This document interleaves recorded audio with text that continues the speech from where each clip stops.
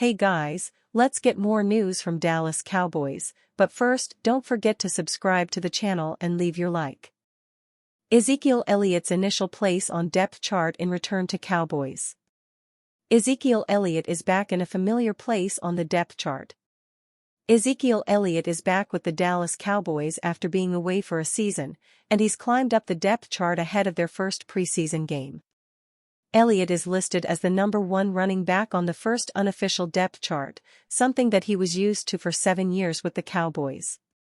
Elliott signed a 1-year, $2 million deal with the Cowboys in free agency after spending last year with the England Patriots. The running back is back in familiar territory, especially with quarterback and good friend Dak Prescott. Behind Elliott on the Cowboys depth chart at running back lists Rico Dowdle and Royce Freeman.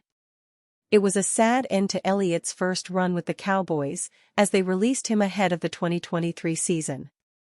His production was down in his final season with the Cowboys, and Tony Pollard emerged as the more consistent running back.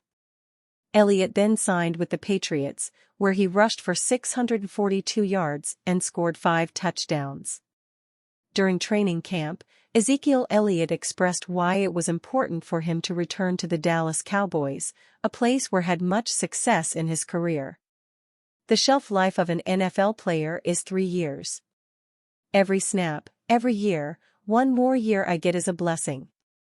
I think it was important for me to come back because I have unfinished business, Elliott said. I felt like I wanted to come back and be with my guys and take another spin at it. Right now, the focus is now, having as much fun as I can. I don't know how many more of these I'm going to have. And just take advantage of being here and living in the moment. With Pollard signing with the Tennessee Titans during free agency, the Cowboys needed to fill a void at the running back position, and Elliott was available.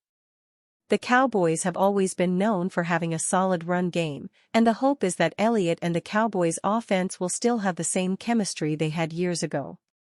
Though Elliott may be the number 1 back on the depth chart, head coach Mike McCarthy still has a set plan for the backfield. We're running back by committee, but I think he'll definitely play at the level that he's played, I know, in my time here. I anticipate that, McCarthy during the offseason. I don't see any drop-off in the way he moves. He's in good shape. He's come in here, and he's picked up right where he left off. If Elliott is able to get back to his old self, the Cowboys will once again be a team to watch out for in the NFC.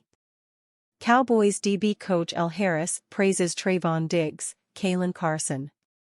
Dallas Cowboys defensive backs and assistant head coach Al Harris heaped praise on the team's cornerbacks, specifically All-Pro Trayvon Diggs and his genius-level IQ.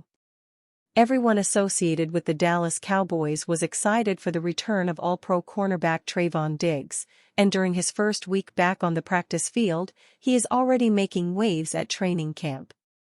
Diggs teams up with fellow All-Pro Darren Bland and Jordan Lewis to form one of the best cornerback trios in the NFL, and Cowboys defensive backs and assistant head coach Al Harris is impressed with what he has seen.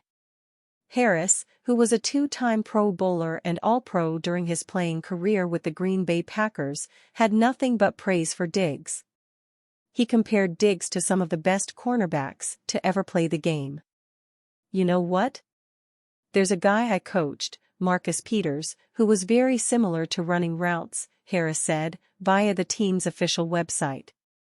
Charles Woodson was a guy to see it and just go run the route for, the receiver. There are some guys.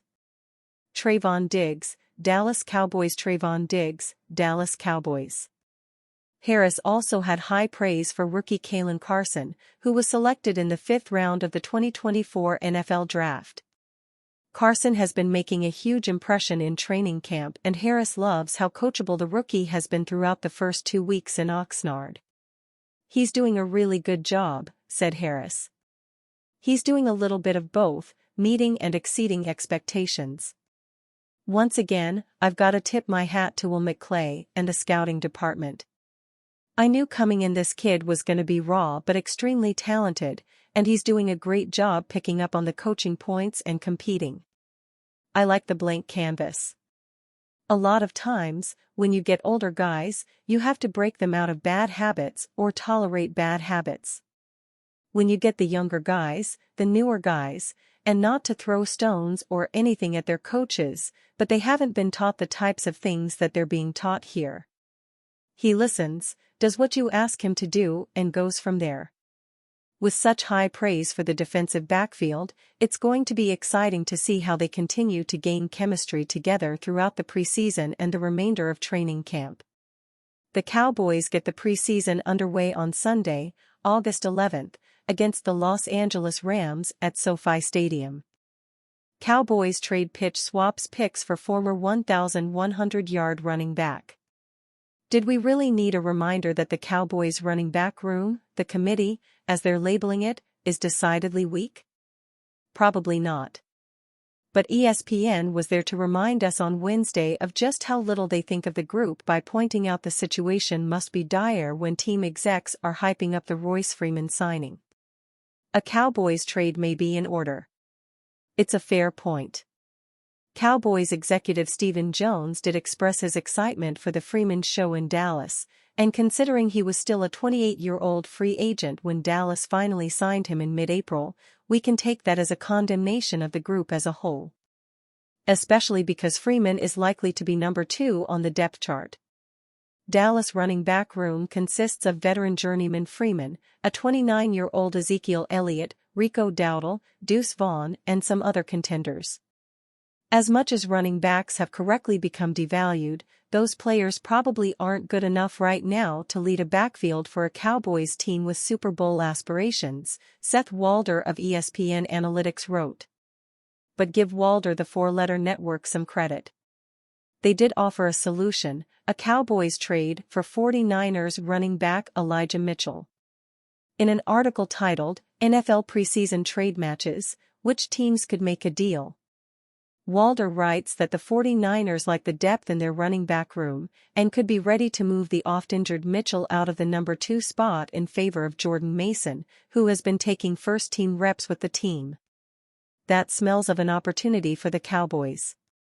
It would not be much for the Cowboys to cough up, which makes sense given Mitchell's injury history. But it would be a low-risk gamble that Mitchell, if he was, indeed, healthy, could take the reins as the Cowboys' number 1 back. Mitchell was a 6th-round pick of the 49ers in 2021, racking up 937 yards rushing and 163 yards as a receiver in 11 games as a rookie, including 10 starts. His 1,100 yards from scrimmage were second on the team, behind only Deebo Samuel, but he missed time with injuries to his chest, hand, and shoulder, plus a concussion. Mitchell has also had persistent hamstring and knee problems that have made him unreliable, too. He played 5 games in 2022, and 11 last season. Elijah Mitchell could be the number 1 back. Walder, though, calls a Cowboys trade for Mitchell a potential answer for the moribund running back situation. Remember, the Patriots let Elliott walk in free agency with little resistance after he ran for 642 yards last season, just 3.5 yards per carry. Freeman averaged 4.1 yards in a limited role with the Rams, making just 77 carries on the season. Dowdle has just 385 yards on 96 carries in his NFL career. There isn't much upside in this group. Mitchell has the speed and talent to change that, if healthy. Mitchell would have a good argument to be the Cowboys' best running back, Walder wrote. He has averaged 0.4 yards over expectation per carry in his career, per NFL Next Gen stats.